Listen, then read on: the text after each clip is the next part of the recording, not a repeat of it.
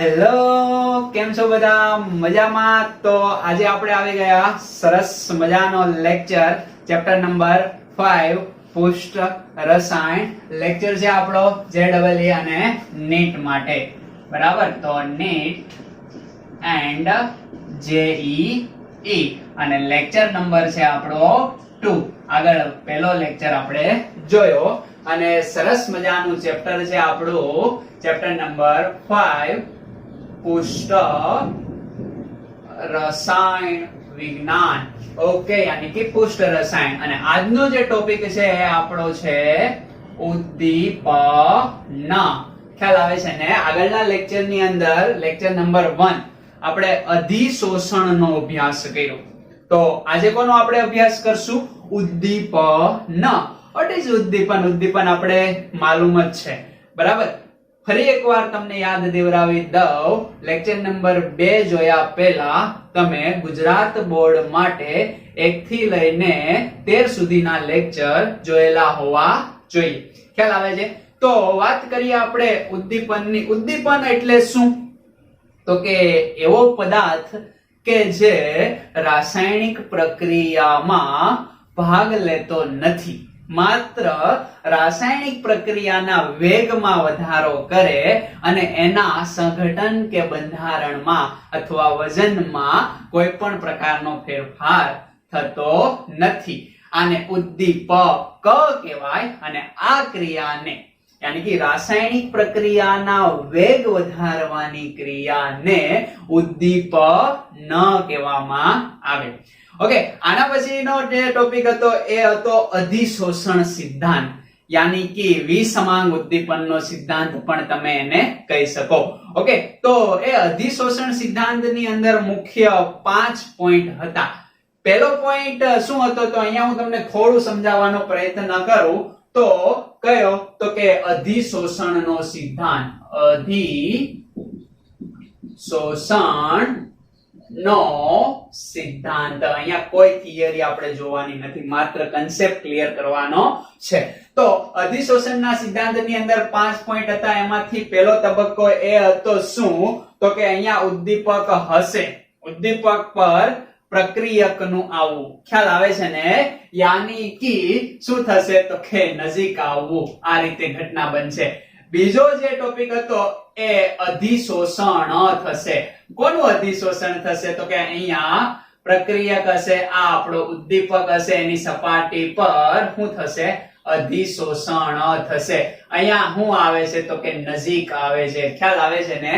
હવે આ અધિશોષણ થયું. હવે અધિશોષણ થશે એટલે શું થશે? તો કે આ જે ઉદ્દીપક અને પ્રક્રિયક વચ્ચે મધ્યવર્તી સંકીર્ણનું નિર્માણ થશે. કઈ પ્રક્રિયા દરમિયાન? તો કે અહીંયા રાસાયણિક પ્રક્રિયા થતી જોવા મળશે.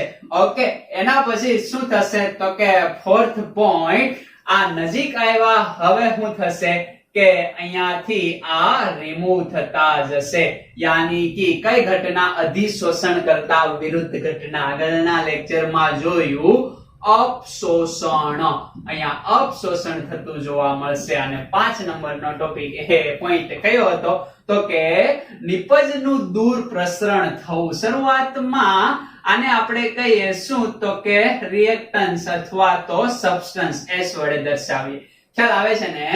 હવે એનું દૂર થવું, તો ઉદ્દીપક તો એજ ઇટ ઇઝ રહેશે, પણ આ દૂર થઈ ગયેલો હશે. તો આ દૂર થઈ ગયેલી આપણી શું હશે? પ્રોડક્ટ હશે. યાની કે દૂર તરફ ઓકે વહન થવું અથવા તો દૂર જવું. સમજ પડે છે ને? તો હા 5 પોઈન્ટ હતા જેને તમારે મગજની અંદર બેસાડી દેવાના છે.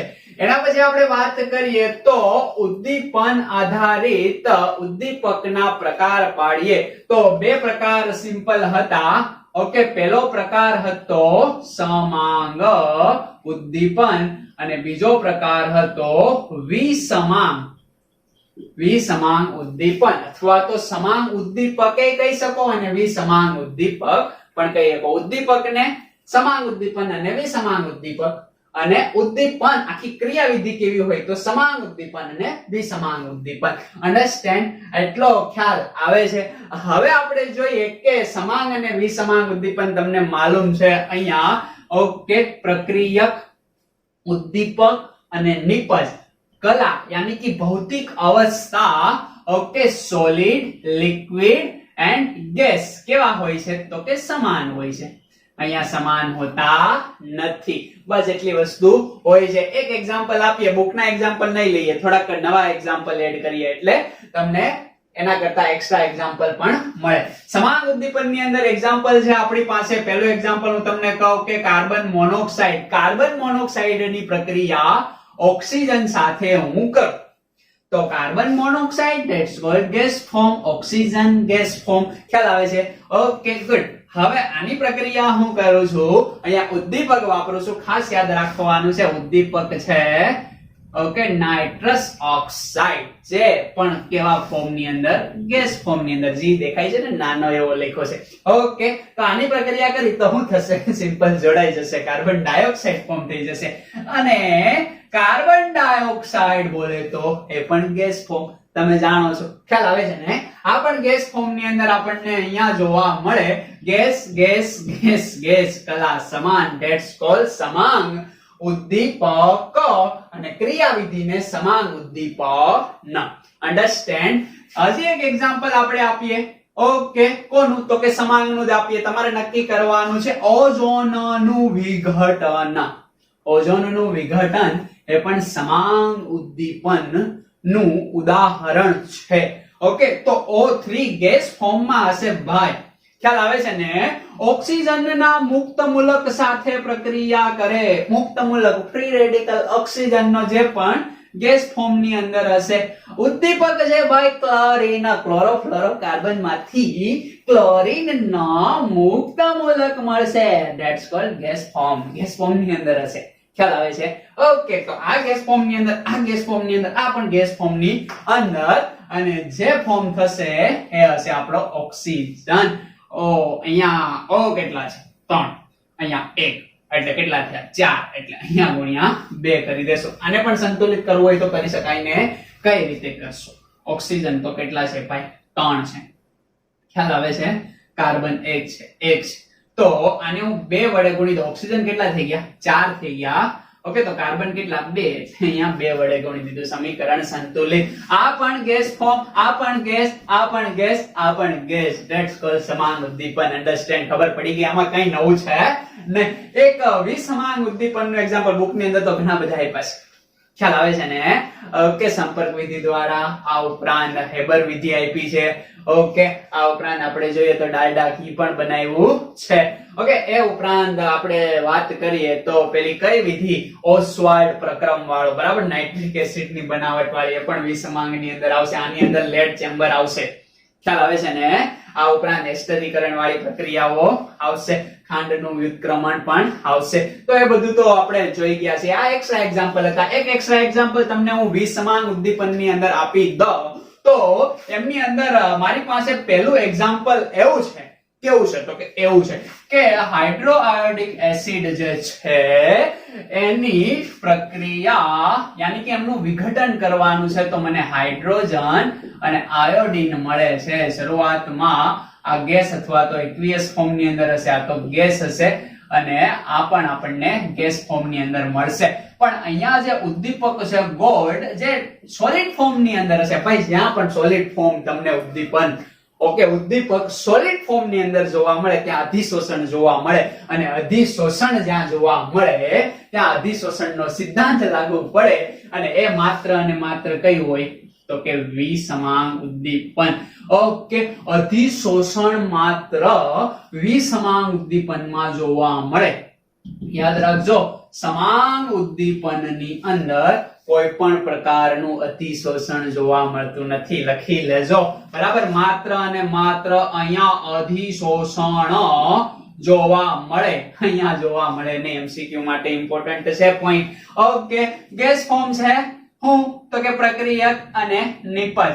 બટ ઉદ્દીપક એ અલગ કલાની અંદર છે અને કલા જુદી જુદી હોય તો વિસમાંગ ઉદ્દીપક અને આખી ક્રિયાને વિસમાંગ ઉદ્દીપન સમીકરણ સંતુલિત કરવા માટે મલ્ટીપલ 2 કરી દો. ઓકે, બીજું એક્ઝામ્પલ જોઈએ. વિસમાંગનું બીજું એક્ઝામ્પલ આપણી પાસે છે કે બહુ સિમ્પલ છે ભાઈ. ઓકે, અહીંયા બ્રોમિન લઈ લો. બ્રોમિન નું હાઇડ્રોજન વાયુ સાથે બ્રોમિન જળ હશે પણ વાયુ ફોર્મ ની અંદર પ્રક્રિયા કરશે એટલે ગેસ અથવા તો લિક્વિડ તમે લખી શકો. ઓકે, આની પ્રક્રિયા કરો અને અહીંયા પ્લેટિનમ એ તો સોલિડ ફોર્મ ની અંદર જ હશે, પ્રક્રિયા થશે અને શું આપશે ભાઈ? તો કે SbR હાઇડ્રોબ્રોમિક એસિડ જે એક્વિયસ અથવા તો પેલા તો ગેસ નીકળ. ખ્યાલ આવી જાય કે નો ખ્યાલ આવી જાય તો ગેસ લખી દઈએ. ચાલો અહીંયા. ઓકે, તો આ પ્રકારની પ્રક્રિયા છે. પણ કોનું એક્ઝામ્પલ છે? તો કે વિસમાંગનું એક્ઝામ્પલ સમજ પડશે. ઓકે, તો આ કંઈક નવા એક્ઝામ્પલ હતા જેને પણ હવે તમારે ગુજરાત બોર્ડ સાથે એડ કરવાના છે. કોના માટે? તો કે નીટ અને જેઈ માટે. અન્ડરસ્ટેન્ડ? ખ્યાલ આવે છે? હવે મારે વાત કરવી છે આ બે તો ઓકે. હવે ઘન ઉદ્દીપનની વાત કરવી છે. સમજાઈ જશે તમને, એમાં કઈ નવું છે નહીં. ઓકે, કેવો ઉદ્દીપન? તો કે ઘન ઉદ્દીપન. ઓકે, બુક ની અંદર આના માટે શબ્દ છે પ્રવર્ધક પણ આને તમે કહી શકો. તો ઘન ઉદ્દીપનની હું અહીંયા વાત કરું તો મારી પાસે એક એક્ઝામ્પલ છે. એક્ઝામ્પલ દ્વારા જ હું તમને સમજાવી દઉં કે એક્ઝામ્પલ કંઈક આવું છે કે KClO3. આને શું કહેશો? પોટેશિયમ પરક્લોરેટ. ઓકે, પોટેશિયમ પરક્લોરેટ ની પ્રક્રિયા હું MnO2 manganese dioxide, Gujarat board નું એક્ઝામ્પલ છે. ખ્યાલ આવે છે ને? લગભગ 200 થી 270 થી 300 અંશ સેલ્સિયસ તાપમાને હું એને ગરમ કરીશ એટલે મને શું આપશે? તો કે KCl જેનું કઈ કામ છે, ઓક્સિજન જેનું આપણે કામ છે. ખ્યાલ આવે છે ને? તો આ પ્રકારની ઘટના મને અહીંયા જોવા મળે. સમીકરણને સંતુલિત કરવું છે. અહીંયા 3 ઓક્સિજન છે, અહીંયા 2 છે. તો આને હું કેટલા વડે મલ્ટીપ્લાય કરી દઉં? 3 વડે. ઓકે, અને આને હું 2 વડે અને આને હું 2 વડે. ખ્યાલ આવે છે? સમીકરણ સંતુલિત છે. તો અહીંયા જે પ્રક્રિયા થાય છે કે MnO2 કે જે આ પ્રક્રિયાનો વેગ, ઓકે, પ્રક્રિયાનો વેગ વધારે છે અને પ્રક્રિયાનો વેગ જે ઉદ્દીપક વધારે એને ઘન ઉદ્દીપન કહેવાય. ઓકે, ઘન ઉદ્દીપક અથવા ઉદ્દીપન. ખ્યાલ આવી જાય? ન વાહી એક ક્રિયા છે અને ખ વાળો ખુદ ઉદ્દીપક છે. સમજ પડે છે ને? ખ્યાલ આવી જાય કે ખ્યાલ ના આવી જાય? તો કે ખ્યાલ એક્ઝેક્ટલી આવી જાય. આ વાત થઈ ઘન ઉદ્દીપનની. હવે મારે તમને વાત કરવી છે એ કોની છે? તો કે એ છે મારી પાસે ઋણ ઉદ્દીપન. કેવો? તો કે ઋણ ઉદ્દીપન. ઋણ ઉદ્દીપન એ ક્રિયાવિધિ છે અને ઉદ્દીપક એ ખુદ ઉદ્દીપક છે. ખ્યાલ આવે? એમની અંદર મારી પાસે એક્ઝામ્પલ છે Na2SO3. Na2SO3. ઓકે, SO3 ને શું કહેવાય? ઓકે, તો સલ્ફાઇટ. સલ્ફાઇટ, સોડિયમ સલ્ફાઇટ કે જે સોલિડ ફોર્મ ની અંદર હશે એની સાથે હું હવાની હાજરીમાં ઓક્સિજન સાથે પ્રક્રિયા કરું જે ગેસ ફોર્મ ની અંદર હશે. પ્રક્રિયા થશે અને અહીંયા માધ્યમ જે રાખું છું એ લિક્વિડ આલ્કોહોલ. બરાબર? કયા ફોર્મ ની અંદર હશે? પ્રવાહી આલ્કોહોલ ફોર્મ ની અંદર હશે અને આમાંથી જે ફોર્મ થશે એ હશે Na2SO4. ખ્યાલ આવે છે ને? Na2SO4. તો આ જે સલ્ફાઇટ નું બની ગયું શું? તો કે સોડિયમ સલ્ફેટ. સમજ પડે છે? પણ આ જે આલ્કોહોલ છે એ આ ક્રિયાને કેવી કરે છે? તો અહીંયા પ્રક્રિયા વેગ ને ઘટાડે છે અથવા ધીમો કરે છે. તો આ જે ઉદ્દીપક છે એને કહેવાય ઋણ ઉદ્દીપક અને આ આખી ક્રિયાવિધિને કહેવાય ઋણ ઉદ્દીપન. સમજાઈ ગયું તમને? ખ્યાલ આવે છે તમને? ઓકે, આ ઉપરાંત આ જે એક્ઝામ્પલ છે એ કોનું એક્ઝામ્પલ છે? તો કે અહીંયા તમે જોવો છો આ સોલિડ ફોર્મ, આ ગેસ ફોર્મ, આ લિક્વિડ ફોર્મ. તો એ છે ને તમે લેશો એને વિસમાંગ ઉદ્દીપન ની અંદર પણ લઈ શકો. અન્ડરસ્ટેન્ડ? ઋણ ઉદ્દીપન ની અંદર ભાન પડે છે. હવે હું અહીંયા એક એક્ઝામ્પલ તમને આપું છું. એ એક્ઝામ્પલ તમારે મને જણાવવાનું છે કે એ ઋણ છે કે ધન છે. બરાબર. તો પહેલું એક્ઝામ્પલ છે મારી પાસે કોન્ટેક્ટ પ્રોસેસ, સંપર્ક વિધિ, અને સંપર્ક વિધિની અંદર SO2 માંથી SO3 બનાવવો છે. ખ્યાલ આવે છે? તો આને તમે શેમાં લેશો? ધનમાં લેશો કે ઋણમાં લેશો? Okay, yes, exactly. શેમાં લેશો તમે? ધનની અંદર લેશો. કેમ ભાઈ? તો કે અહીંયા જે ઉદ્દીપક છે એ ઉદ્દીપક કયો છે? તો કે પ્લેટિનમ. ખ્યાલ આવે છે ને? આ પ્લેટિનમ એ શું કરશે? પ્રક્રિયાના વેગને વધારશે, એટલે કે ઝડપથી સલ્ફર ટ્રાયઓક્સાઇડ આપણને આપશે. ખ્યાલ આવે છે? હજી એક મારી પાસે એક્ઝામ્પલ છે ફોર JEE અને નીટ માટે ડેકન વિધિ. ડેકન વિધિ. તો આ ડેકન વિધિનું એક્ઝામ્પલ, ડેકન વિધિ દરમિયાન ક્લોરીનની બનાવટ આપણને મળે. તો એ વિધિ હું અહીંયા લખું છું. HCl, ઓકે, ઓક્સિજનની હાજરી, HCl ઓક્સિજનની હાજરી, અને અહીંયા જે ઉદ્દીપક છે એ યાદ રાખજો, કોપર ક્લોરાઇડ. ઓકે, યાની કે ક્યુપ્રિક ક્લોરાઇડ. ખ્યાલ આવે કે ક્યુપ્રસ? યસ, ક્યુપ્રસ, કારણ કે અહીંયા +1 છે અને અહીંયા -1 છે. સમજ પડે છે? ઓકે, -1 -2, યસ, અહીંયા +2 થશે. ઓકે, ખ્યાલ આવે છે? આને તમે શું કહેશો? તો કે ક્યુપ્રિક ક્લોરાઇડ અથવા કોપર ક્લોરાઇડ. ઓકે, HCl, ખ્યાલ આવે છે? ઓક્સિજન સાથે પ્રક્રિયા કરશો એટલે મળશે તમને શું મળશે? તો કે અહીંયા ક્લોરીન વાયુ પ્રાપ્ત થશે, અને બાકી શું વધ્યું? હાઇડ્રોજન અને ઓક્સિજન. આ આપણો મળી ગયો પાણી. ખ્યાલ આવે છે? કેટલા પાણીના અણુ મળશે? તો ઓક્સિજન હોય એટલા.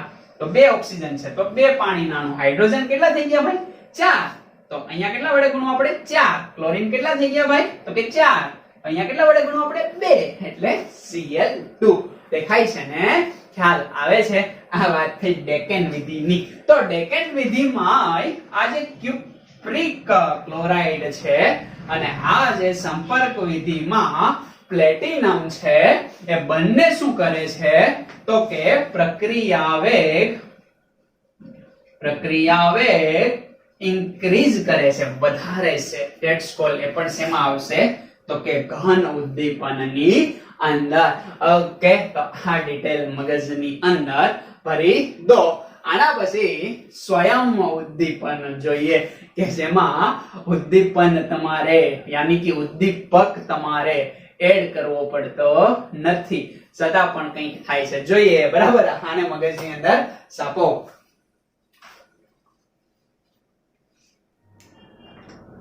રેડી? ઓકે, તો હવે આપણે જોઈએ.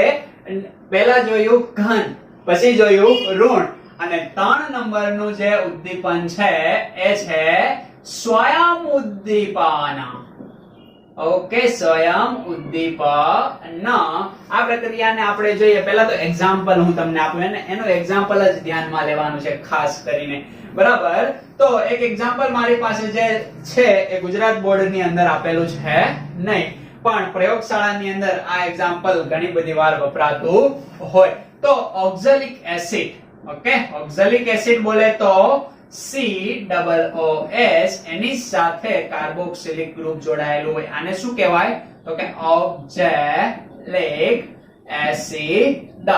કે આ ઓક્ઝેલિક એસિડની પ્રક્રિયા હું સ્વયં ઇન્ડિકેટર તો માલુમ છે ને? યસ, KMnO4, પોટેશિયમ પરમેંગનેટ સાથે કરું. ખ્યાલ આવે છે? ત્યારે મને જે સંયોજન પ્રાપ્ત થવાનું છે એ સંયોજન કંઈક કેવું છે? તો કે આ જે પ્રક્રિયા છે, પ્રક્રિયા દરમિયાન મારે માધ્યમ અહીંયા ખાસ યાદ રાખવાનું છે, એસિડિક માધ્યમ રાખવાનું છે. સમજ પડે છે ને? એટલે અહીંયા પ્લસ કરીને લખવું હોય તો પણ લખી શકાય કે H2SO4. ઓકે, જે એકદમ મંદ લેવાનો છે, અને પ્રક્રિયા તમે કરો એ પ્રક્રિયા દરમિયાન મને પ્રાપ્ત થાય છે શું? તો કે આ એક પ્લસ હશે, આ એક પ્લસ હશે. ખ્યાલ આવે છે ને?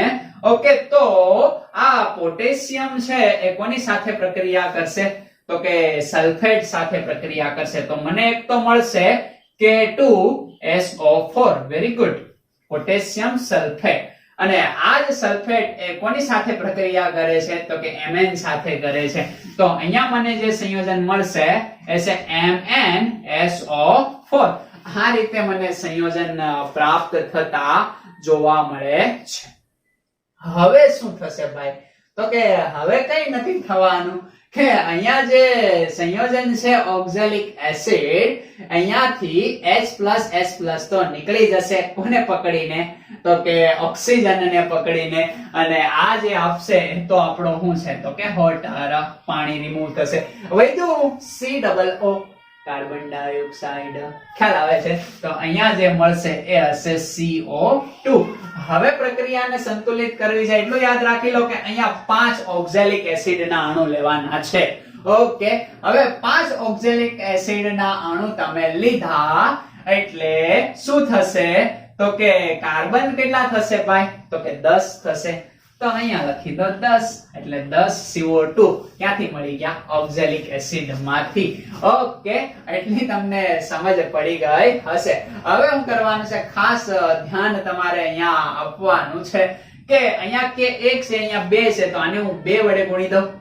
ઓકે તો K2 ઓકે K2 થઈ ગયા. ઓકે ખ્યાલ આવે છે ને. Mn કેટલા થઈ ગયા ભાઈ 2 તો અહીંયા Mn ને કેટલા કરવા પડશે 2 વડે ગુણવા પડશે. તમને ખ્યાલ આવ્યો અહીંયા SO4 1 છે અહીંયા SO4 ગુણ્યા 2 એટલે 2 તો 2 + 1 3 થઈ ગયા તો આને મારે 3 H2SO4 લેવા પડે. ખ્યાલ આવે છે. હવે 3 H2SO4 મેં લીધા હવે મારે શું ગણી લેવાય તો કે ઓક્સિજન ગણી લેવાય. ખ્યાલ આવે છે ને. એટલે પાણીના અણુ કેટલા મળે મને ખ્યાલ આવી જાય. અહીંયા બધા જ ઓક્સિજન ઓકે 20 ઓક્સિજન કારણ કે 4 છે 4 ગુણ્યા 5 20 oxygen 20 oxygen carbon dioxide remove કરી લીધા એટલે ત્યાં તો છે નહીં. અહીંયા જોઈએ આ જે SO4 છે SO4 તો વપરાઈ ગયા એટલે તો અહીંયા છે નહીં. ઓકે અહીંયા છે ઓક્સિજન O4 એને મલ્ટીપ્લાય 2 યાની કે 8 ઓક્સિજન છે તો અહીંયા મને 8 પાણીના અણુ મળે. હાઇડ્રોજન ગણી લો આપોઆપ કેવા થઈ ગયા સંતુલિત થઈ ગયા. ઓકે અહીંયા 5 ના યાદ રાખો તો પણ હવે મેળ આવી જશે. કઈ રીતે ઓકે પણ આ તો મેં શોર્ટકટ તમને બતાવ્યું કારણ કે હાઇડ્રોજન કેટલા જોઈએ છે મારે કેટલા જોઈએ છે ભાઈ તો કે આ H2 એટલે 16 જોઈએ છે. તો અહીંયા 16 હાઇડ્રોજન લાવવા માટે મારે શું કરવું પડશે તો કે બીજા તો અહીંયા છે જ બાકીના જે વધ્યા હશે ને અહીંયા હું એડ કરી દઉં. કેમ તો કે અહીંયા કેટલા મળી ગયા મને 6 મળી ગયા. હવે ઘટે છે કેટલા 10 તો અહીંયા 5 વડે ગુણી દો એટલે 10 થઈ ગયા એટલે ઓટોમેટિકલી સમીકરણ કેવું થઈ ગયું સંતુલિત થઈ ગયું. હવે આમની અંદર જે સંયોજન મળે છે યાની કે આ નિપજ મેંગેનીઝ સલ્ફેટ એ શું કામ કરે છે તો કે જેમ બનતું જાય એમ ઉદ્દીપક તરીકે કાર્યરત હોય છે. તો આને શું કહેવાય સ્વયં ઉદ્દીપક અને આ ક્રિયાવિધિને સ્વયં ઉદ્દીપન કહેવામાં આવે. જેમ આ નિપજ બનતી જાય એમ એ ઉદ્દીપક તરીકે કાર્યરત થતું જાય અને પ્રક્રિયાને કેવી કરે તો કે પ્રક્રિયા વેગમાં વધારો કરે છે. આ વાત થઈ સ્વયં ઉદ્દીપનની. ખ્યાલ આવી ગયો. ઓકે આના પછી 4 નંબરનું જે ઉદ્દીપન છે એ છે સિમ્પલ બેઝ એસિડ. હા એસિડ બેઝ ઉદ્દીપન. આમની અંદર આર્યનિયસ અને ઓસ્વાલ્ડ બરાબર જે ઘણી બધી વાર આવતા હોય પણ એ કઈ યાદ રાખવાની જરૂર છે નહીં. તો એસિડ બેઝ ઉદ્દીપન ની અંદર એક્ઝામ્પલ આપું. પહેલું જ એક્ઝામ્પલ લખીશ નહીં યાદ આવી જવું જોઈએ. એસ્ટર નું જળ વિભાજન એ પણ કેવું એસિડિક. ખ્યાલ આવે છે ને. ઘણીવાર એસિડિક એ હોય એ જ ઇટ ઇઝ બેઝિક પણ તમે લઈ શકો ભાઈ. ખાસ યાદ રાખજો એસ્ટર નું જળ વિભાજન એ એસિડ ઉદ્દીપક વડે કરી શકો અને બેઝ ઉદ્દીપક વડે પણ કરી શકો. એસ્ટર નું જળ વિભાજન કરો છો ત્યારે આલ્કોહોલ અને શું મળે કાર્બોક્સિલિક એસિડ. ગુજરાત બોર્ડમાં જોઈ લેવું. ઓકે બીજું એક્ઝામ્પલ હું અહીંયા વાત કરું ખાંડનું વ્યુત્ક્રમણ. ખાંડનું વ્યુત્ક્રમણ. વ્યુત્ક્રમણ એટલે ઇન્વર્ઝન ફેરવવું. સુક્રોઝ હશે ગ્લુકોઝ અને ફ્રુક્ટોઝ બનાવશે કયા ઉત્સેચક વડે ઇન્વર્ટેજ ઉત્સેચક વડે. ખ્યાલ આવે છે ને. ઓકે તો અહીંયા ઇન્વર્ટેજ તો એ ઉત્સેચક છે ઉદ્દીપક છે નહીં.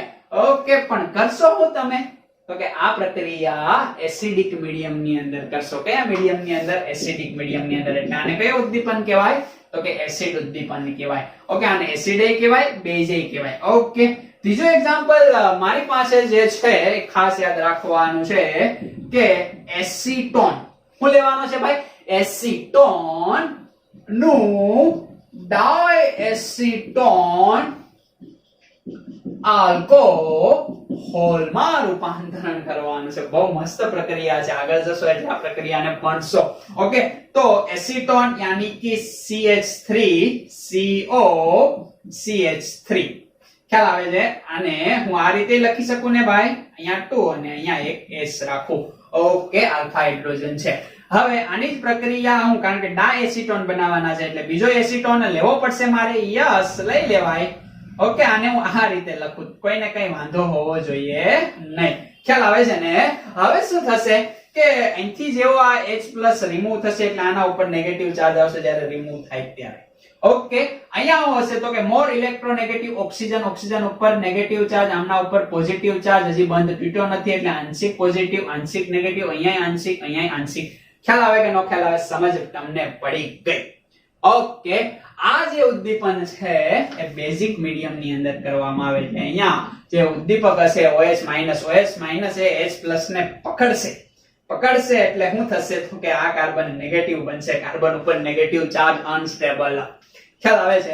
એટલે શું થશે તો કે આ કાર્બન એ પોઝિટિવ કાર્બન ને પકડશે એટલે અહીંયા એને પોઝિટિવ કાર્બન મળી રહે છે. બરાબર? તો આ રીતે પ્રક્રિયા થાય. CH3 CO CH2. ઓકે, 2 થઈ ગયા ને. આના ઉપર નેગેટિવ ચાર્જ, અહીંયા શું થયું તો કે C.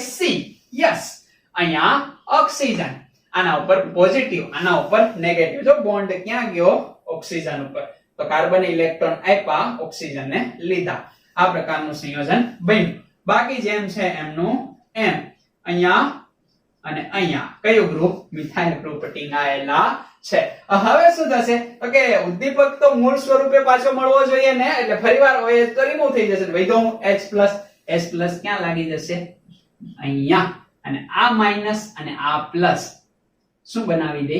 બોન્ડ બનાવી દે. इसको बोलते हैं डायएसीटोन अल्कोहल. ખ્યાલ આવી ગયો? સમજ પડે છે? કઈ બાજુથી નંબરિંગ આપશો તો કે અહીંયા કીટોન ગ્રુપ છે, અહીંયા આલ્કોહોલ ગ્રુપ. આ બાજુથી દબાઈને 1 2 3 4 અને આ 5. ખ્યાલ આવે છે? કાર્બનની લાંબી શૃંખલા. નામકરણ હોમવર્કની અંદર કરશો. વિડિયો પોઝ કરીને વિચારી લોજો નામકરણ. યસ, ચાલો હવે હું જણાવી દઉં, મેચ કરી લેજો. Okay, 4 hydroxy. ખ્યાલ આવે છે ને? 4 મિથાઇલ, 4 હાઇડ્રોક્સી, 4 મિથાઇલ. 5 છે એટલે પેન્ટેના, 5 છે એટલે પેન્ટેના. અને 2 ઉપર ઓન છે એટલે 2 ઓન. ખ્યાલ આવી જાય કે નો ખ્યાલ આવી જાય? અથવા તો 2 પેન્ટોન. આવી રીતના પણ તમે નામકરણ કરી શકો. તો આમની અંદર ખાસ યાદ રાખજો, બેઝ ઉદ્દીપક, અહીંયા એસિડ ઉદ્દીપક અને અહીંયા બંને ઉદ્દીપક. તો આ જે એસ્ટર નું જળ વિભાજન છે એસિડ બેઝ ઉદ્દીપન છે. ખાંડનું વિક્રમણ એ એસિડ ઉદ્દીપન છે અને એસીટોન નું ડાયએસીટોન આલ્કોહોલ એ બેઝ ઉદ્દીપન છે. સમજ પડી ગઈ? અને KMnO4 ની અંદર ખાસ યાદ રાખવાનું છે મેંગેનીઝ સલ્ફેટ એ સ્વયં ઉદ્દીપન તરીકે કાર્યરત હોય છે. અન્ડરસ્ટેન્ડ થાય છે? ઓકે, આને ખાસ ધ્યાનમાં રાખવાનું છે. હવે મારે તમને સમજાવવું છે કે હકીકત આ જે ઉદ્દીપનની ક્રિયાવિધિ છે એમાં ઉદ્દીપક કઈ રીતે કામ કરતો હશે. તો એક સિમ્પલ ગ્રાફ દ્વારા હું તમને સમજાવી દઉં કે આ મારી પાસે ઉર્જાવાળી અક્ષ છે અને આ મારી પાસે પ્રક્રિયા અક્ષ છે. ખ્યાલ આવે છે તમને? ઓકે, હવે મારી પાસે એક સરસ મજાની આ શું છે તો કે આ જે લાઈન મેં દોરી છે એ પ્રક્રિયક છે.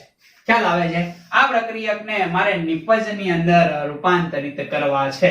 તો અહીંથી હું જઈશ અને આ રીતે મને ગ્રાફનો જોવા મળે છે કે શરૂઆતમાં ઉર્જા જેમ જેમ વધતી જશે, અથડામણ વધતી જશે અને ફરીવાર નિપજ બની જશે. અહીંયા જે મને મળે છે એ પ્રોડક્ટ છે, અહીંયા સબસ્ટન્સ અથવા તો રિએક્ટન્સ છે. ખ્યાલ આવે છે મને? તો તમને આવે છે ને? મને તો આવે જ છે. યસ. તો આ જે ગ્રાફ મને જોવા મળે છે એમની અંદર આ જે ભાગ છે એને કહેવાય શું तो કે एक्टिवेशन एनर्जी यानी कि EA सक्रियकरण ऊर्जा ओके હવે આ જે સબસ્ટન્સ છે એને અહીંયા પહોંચીને પછી નિપજની અંદર રૂપાંતર અહીંયા એકવાર પહોંચી જાય પછી તો ફૂમ નાનો હોય જાય બરાબર અહીંયા પહોંચવું એ ખૂબ જ અગત્યનું છે એના માટે એને ઊર્જા જોઈએ છે તો આ જે સક્રિયકરણ ઊર્જા છે એ આ જે આખો ગ્રાફ છે એ કોના માટે છે તો કે ઉદ્દીપક વગર હવે અહીંયા ઉદ્દીપક હું એપ્લાય કરી દઉં તો શું થાય છે કે આ ગ્રાફ મને આ રીતે જોવા મળે છે તો અહીંયા મારે તમને દર્શાવવું હોય તો આ જે ગ્રાફ છે એ ઉદ્દીપક વાળો ગ્રાફ છે ખ્યાલ આવે છે એની સક્રિયકરણ ઊર્જા માત્ર અને માત્ર એટલી જોવા મળે છે સમજ પડે છે તો કઈ સક્રિયકરણ ઊર્જા ઓછી છે યસ તો કોણ ઝડપથી પ્રોડક્ટ બનાવી દેશે યસ આ દેખાય છે ને ઓછો માર્ગ છે ઓછી સક્રિયકરણ બસ એટલે સુધી જ જવાનું છે આને તો અહીંયા સુધી જવાનું છે ખ્યાલ આવે છે ને એટલે જેમ સક્રિયકરણ ઊર્જા ઓછી એમ ઉદ્દીપક વધારે કામ કરે તો હું તમને એમ પૂછું કે આ ગ્રાફ એ કયા ઉદ્દીપન માટે યોગ્ય છે તો ઓપ્શન એ ઘન ઓપ્શન બી ઋણ ઓપ્શન સી બંને ઓપ્શન ડી સમાંગ હા આ રીતે છે કોના માટે યોગ્ય લાગે છે તમને યસ ધન ઉદ્દીપન માટે આ ગ્રાફ યોગ્ય છે ઋણ ઉદ્દીપન માટે ગ્રાફ કરવો હોય તો શું કરવું પડે મારે તો કે અહીંયા ઉદ્દીપક વગર લખવું પડે અને અહીંયા ઉદ્દીપક વાળો લખવું પડે એટલે ઋણ માટે બની ગયો કારણ કે એ પ્રક્રિયાના વેગને ઘટાડે આ પ્રક્રિયાના વેગને વધારે તો યાદ રાખવાનું છે કે સક્રિયકરણ ઊર્જા જેમ વધુ એમ ઉદ્દીપનની ક્રિયા કેવી તો કે ઓછી બંને વ્યસ્ત પ્રમાણની અંદર છે એટલે એ પણ તમારે નોટ ડાઉન કરવાનું છે મગજની અંદર સાપો લખવું હોય તો લખો તો હવે આપણે જોવાનું છે શું તો કે આ જે ઉદ્દીપન છે હેડિંગ ભૂલાઈ પૂછાઈ ગયું ઉદ્દીપન તો ઉદ્દીપનની લાક્ષણિકતા ગુજરાત બોર્ડ ની અંદર જોઈ ગયા છો બરાબર એમાં થોડીક બે ત્રણ પ્લસ થશે અને મગજની અંદર બેસાડવી અને ગુજરાત બોર્ડ માં આવી એ તમારું રિવિઝન થઈ જશે તો પહેલી લાક્ષણિકતા એ છે કે ઉદ્દીપકના વજન અને બંધારણ આપણી ભાષામાં એકદમ બરાબર વજન બંધારણ સંગઠનમાં કોઈ ફેરફાર થતો નથી બીજી લાક્ષણિકતા એમની એ છે કે એ પ્રક્રિયા વેગને 10 લાખ એક જ મિનિટમાં બરાબર 10⁶ થી 10⁸ ગણો વધારી શકે છે ખ્યાલ આવે છે આ પણ એમની લાક્ષણિકતા છે ખ્યાલ આવે છે ત્રીજી લાક્ષણિકતાની વાત કરીએ તો ઉદ્દીપક છે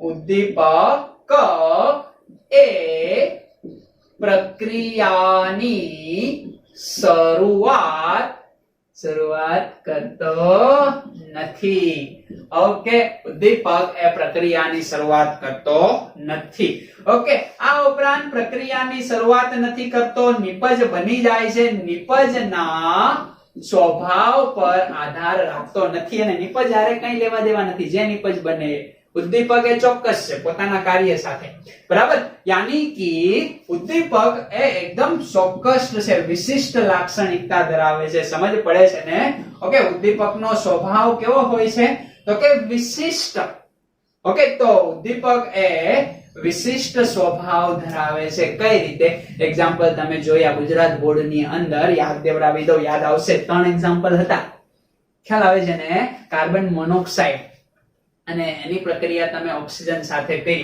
નિકલ ઉદ્દીપકની હાજરીમાં કરી તો શું મળ્યું યસ મિથેન આ ઉપરાંત કોપર ઉદ્દીપકની હાજરીમાં કરી તો શું મળ્યું yes formaldehyde methanal copper plus chromium oxide અને ઝિંક ઓક્સાઇડ ની સાથે તમે વાપરો તો શું મળ્યું તો કે આલ્કોહોલ તો અહીંયા હું એ એક્ઝામ્પલ નથી રિપીટ કરતો નવા એક્ઝામ્પલ લઉં મારી પાસે એક્ઝામ્પલ છે C2H5OS બરાબર ઇથેનોલ ઇથેનોલની અલગ અલગ ઉદ્દીપક વડે પ્રક્રિયા કરું છું એટલે સ્વભાવે વિશિષ્ટ જે હમણાં જ તમને માલુમ પડી જશે.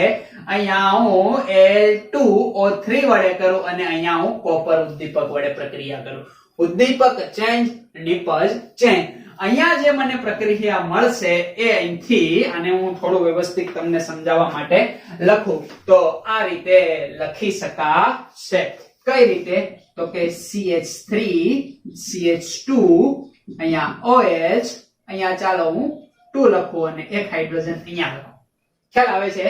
તો આ શું કરશે તો કે આનું નિર્જલીકરણ કરશે. અહીંથી OH માઈનસ અહીંથી H+ પાણીનો અણુ રિમૂવ કરી દેશે અને શું બનાવશે તો કે CH2 double bond. CH2 double bond ક્યાંથી આવ્યો? અહીંયા પ્લસ, અહીંયા પ્લસ છે તો અહીંયા માઈનસ, માઈનસ પ્લસ બોન્ડનું ફોર્મેશન કરે.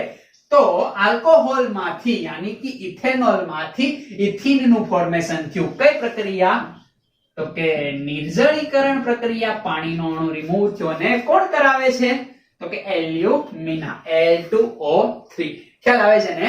સેમ આપણી પાસે પ્રક્રિયા છે. અહીંયા કોપર ઉદ્દીપક વાપરું છું તો આ આલ્કોહોલ નું ઓક્સિડેશન થશે અને મને મળશે શું તો કે જે સંયોજન મળશે આલ્કોહોલ નું ઓક્સિડેશન તમે કરો એટલે સંયોજન મળશે આલ્ડીહાઇડ. આ તમે શીખી ગયા છો ભાઈ. ખ્યાલ આવે છે ને? આનું તમે શું કરો છો? ઓક્સિડેશન. આલ્કોહોલ નું ઓક્સિડેશન કરો તો આલ્ડીહાઇડ, આલ્ડીહાઇડ પછી કીટોન, કીટોન પછી આવશે કાર્બોક્સિલિક એસિડ અને કાર્બોક્સિલિક એસિડ નું ઓક્સિડેશન કરો તો કાર્બન ડાયોક્સાઇડ અને હાઇડ્રોજન વાયુ રિમૂવ થયેલો જોવા મળશે. એ તમને માલુમ છે ને? ઓકે, એટલે આને ધ્યાનમાં લેવું. સમજ પડી ગઈ કે ના સમજ પડી? એક્ઝેક્ટલી તમને અહીંયા સમજ પડી ગઈ. સમજ પડશે ને? ઓકે, તો અહીંયા આપણને મળ્યો શું ભાઈ તો કે આલ્ડીહાઇડ 1 ડિગ્રી છે એટલે આલ્ડીહાઇડ 2 ડિગ્રી હોય તો કીટોન મળે. ઓકે, તો સ્વભાવે વિશિષ્ટ છે. ઉદ્દીપક ચેન્જ, નિપજ ચેન્જ પ્રક્રિયા તો એકનો એક જ છે. આ નવું એક્ઝામ્પલ. હજી એક એક્ઝામ્પલ તમને આપું, મજા આવશે. તમારે મને જણાવવાનું છે. Okay, formic acid. ખ્યાલ આવે છે? સેમ પ્રક્રિયા. અહીંયા ઉદ્દીપક છે Al2O3 અને અહીંયા છે કોપર. કોપરે ઓક્સિડેશન કરશે અને આ નિર્જલીકરણ કરશે. ખ્યાલ આવે છે ને? આવી પ્રક્રિયા છે. મને જણાવો જો શું કરશો ભાઈ તો કે આનું નિર્જલીકરણ કરશો. હે તો શું મળશે તો કે પાણીને રિમૂવ કરી દેશો. પાણીને રિમૂવ કરશો એટલે H2O. ચાલો H2O વધ્યું શું? CO, કાર્બન મોનોક્સાઇડ ફોર્મ થયો. ખ્યાલ આવે છે ને તમને? આ નિર્જલીકરણ પ્રક્રિયા છે. કયા તો કે એલ્યુમિના ઉદ્દીપક વડે. હવે અહીંયા જે કરશો કોપર લ્યો છો તમે તો કોપર આનું ઓક્સિડેશન કરી નાખશે એટલે શું કરશે તો કે કાર્બન ડાયોક્સાઇડ. વધ્યું શું હવે? Hydrogen H2. ખ્યાલ આવે છે તમને? ઓકે, ડિહાઇડ્રેશન કરશે. અહીંયા પણ હાઇડ્રોજન રિમૂવ થશે એટલે ડિહાઇડ્રેશન કરશે. બરાબર? અને શું કહેશો તમે? ડિહાઇડ્રેશન. આને હું કહેશો નિર્જલીકરણ. બરાબર? નિર્જલીકરણ. સમજ પડી ગઈ? ખ્યાલ આવે છે? એટલે સ્વભાવે ઉદ્દીપક કેવું છે? વિશિષ્ટ. આના પછી 6 નંબરની ઉદ્દીપકની લાક્ષણિકતા આપણે જોઈએ તો ઉદ્દીપક એ સંતુલન અચળાંકને કોઈ અસર કરતો નથી. યાદ કરો ધોરણ 11 ચેપ્ટર નંબર 7 લાસ્ટ આપણે ભણ્યા. ઓકે, સંતુલન અચળાંક ઉપર ઉદ્દીપક કોઈ અસર કરતો નથી, માત્ર પ્રક્રિયાનો વેગ વધારે. તો વેગ વધારે તો બંને બાજુ વેગ વધશે ને? તો સંતુલન અચળાંકને તંબુરોય ફરક પડશે નહીં. એના પછી આપણે વાત કરીએ તો મને જણાવો જો વેગ અચળાંક અને ઉદ્દીપક ફરક પાડશે કે નહીં પાડે? પાડશે. વેગ વધારે છે તો પાડશે. ખાસ યાદ રાખજો. સમજ પડે છે ને? એક્ઝેક્ટલી. આના પછી 8 નંબર મુક્ત ઉર્જા.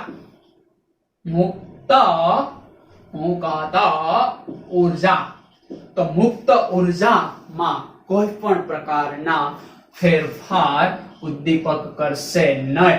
એના પછીનો જે પોઈન્ટ છે એ છે પ્રક્રિયાની ક્રિયાવિધિ. પ્રક્રિયાની મિકેનિઝમ. ક્રિયાવિધિમાં ઉદ્દીપક ભાગ લેશે. ખાસ યાદ રાખજો, પ્રક્રિયાની ક્રિયાવિધિમાં ઉદ્દીપક ભાગ લેશે. પણ રાસાયણિક પ્રક્રિયામાં ઉદ્દીપક ભાગ લેતો નથી. એના પછીનો 10 નંબરનો પોઈન્ટ સક્રિયકરણ એક્ટિવેશન એનર્જી યાની કે સક્રિયકરણ ઉર્જા. ઓકે, એ શું કરે છે તો કે ઘટાડે છે. જેટલી સક્રિયકરણ ઉર્જા ઓછી એટલો ઉદ્દીપક ફાસ્ટ. તો સક્રિયકરણ ઉર્જાનો ઘટાડો એ જ લખી શકાય ને. એના પછી હું તો કે ઉદ્દીપકીય ઝેર જોવા મળે. એના પછી પ્રવર્ધક જોવા મળે યાની કે અહીંયા ઘન ઉદ્દીપક તમે લઈ શકો, અહીંયા ઋણ ઉદ્દીપક તમે લઈ શકો. એના એક્ઝામ્પલ તમને માલુમ જ છે. અહીંયા હું તમને એક એક્ઝામ્પલ આપું ઉદ્દીપકીય ઝેરની અંદર સંપર્ક વિધિનું નવું એક્ઝામ્પલ છે. બરાબર, સંપર્ક વિધિની અંદર શું જોવા મળે તો જાણીએ છીએ.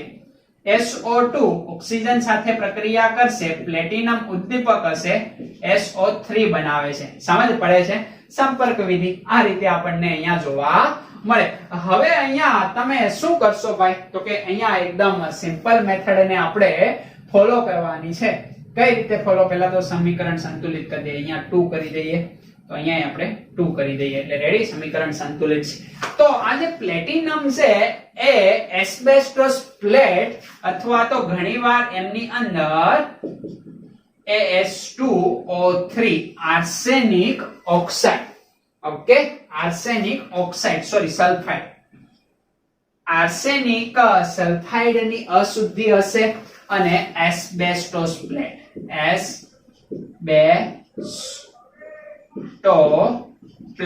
એસ્બેસ્ટોસ પ્લેટ ઉપર આર્સેનિક સલ્ફાઇડ અશુદ્ધ હશે. એસ્બેસ્ટોસ પ્લેટ જે શું કરશે તો કે આ જે ઉદ્દીપનની ક્રિયાવિધિને અવરોધશે. ઓકે, આને પ્રોપર કામ કરવા દેશે નહીં, જેના કારણે ઉદ્દીપનની ક્રિયાવિધિ થોડી અવરોધાય.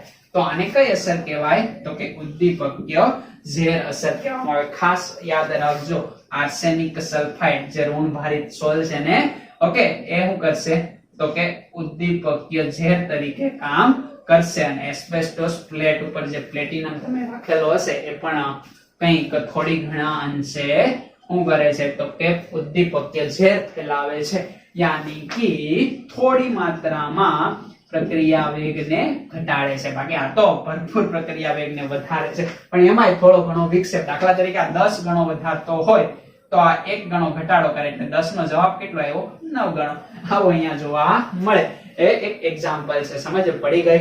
ખ્યાલ આવે છે તમને? તો આ રીતે આપણને શું જોવા મળ્યા તો કે ઉદ્દીપકની લાક્ષણિકતા. કોની લાક્ષણિકતા તો કે ઉદ્દીપક ની. સમજ પડી ગઈ?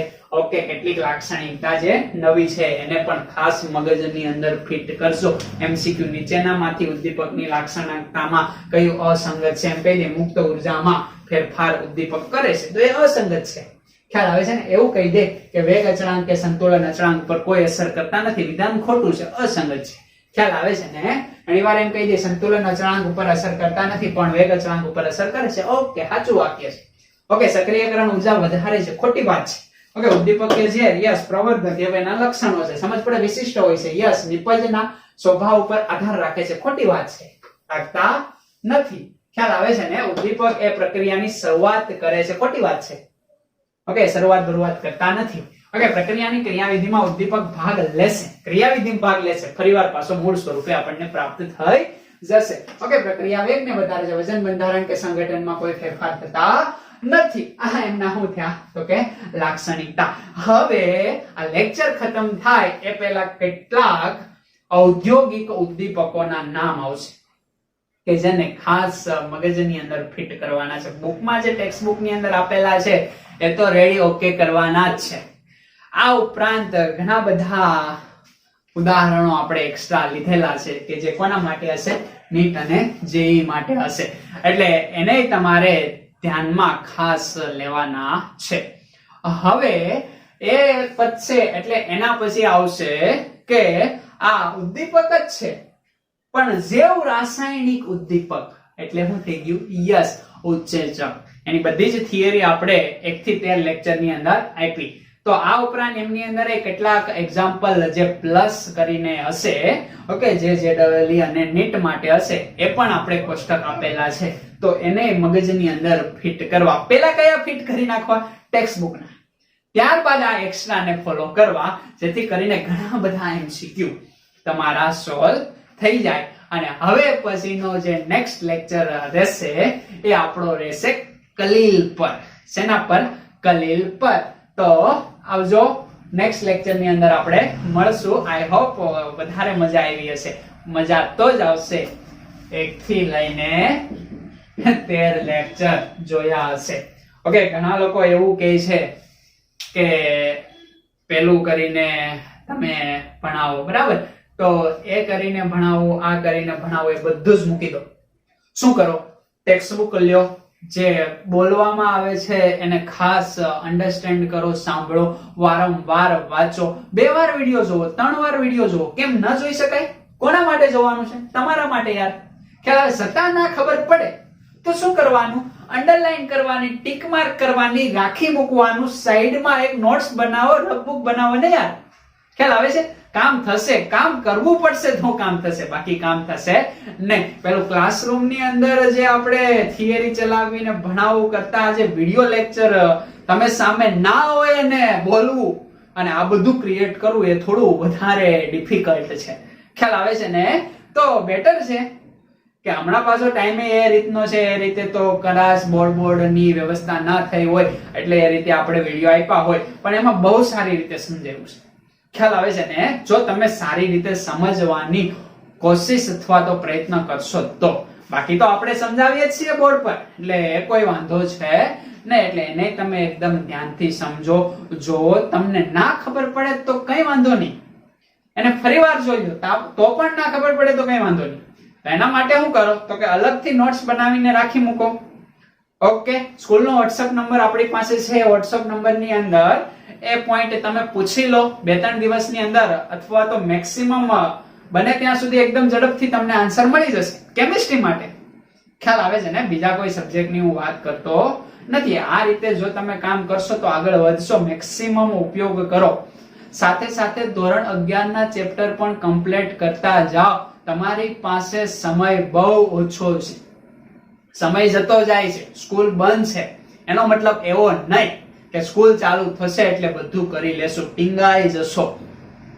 ખ્યાલ આવે છે ને? એટલે એ કામ ના થાય એના ઉપર પણ તમે ખાસ ધ્યાન આપજો. એટલે ધીમે ધીમે આ બધું જ કરતા જાઓ. જેટલું ભણાવે છે એટલું ક્લિયર કરો, જેટલું ચાલી ગયું છે એટલું ક્લિયર કરી નાખો. પછી જેટલું બાકી છે એ જ ખાલી બાકી રહે. ખ્યાલ આવે છે ને? અને એ જેમ જેમ આપણી સ્કૂલ ઓપન થશે અથવા તો આ લેક્ચર તો કન્ટિન્યુ ચાલુ જ છે, એમ આપણે ખતમ કરી આપશું. અને આ બધું જ આપણે એકવાર ટાઈમ રહેશે તો રિવિઝન પણ કરાવશું. એટલે એ કઈ ગભરાવાની જરૂર છે નહીં. પણ ક્વેરીને કમ્પ્લીટ કરો, ક્વેરી સાઈડમાં રાખી મૂકો, એમનું સોલ્યુશન મેળવો અને મહેનત કરો. ફરી એકવાર યાદ દેવરાવી દઉં, સમય તમારી પાસે બહુ જ ઓછો છે.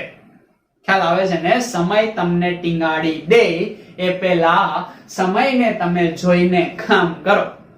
ખ્યાલ આવે છે ને? પહેલા સમયની નીચે ટીંગાઈને કામ કરવું એ સારું, પછીથી ટીંગાડે એના કરતા. એટલે આ વાક્ય ધ્યાનમાં રાખજો. આ પ્રમાણે મહેનત કરવા માંડો. અહીંયા આપણો લેક્ચર 2 કેવો કરીએ? ખતમ કરીએ. નેક્સ્ટ લેક્ચર ની અંદર આપણે મળશું. શેના ઉપર? તો કે અહીંયા હશે કલીલ. પેલું અધિશોષણ, બીજું ઉદ્દીપન અને ત્રીજું જોશું કલીલ. ઓકે, તો આવજો.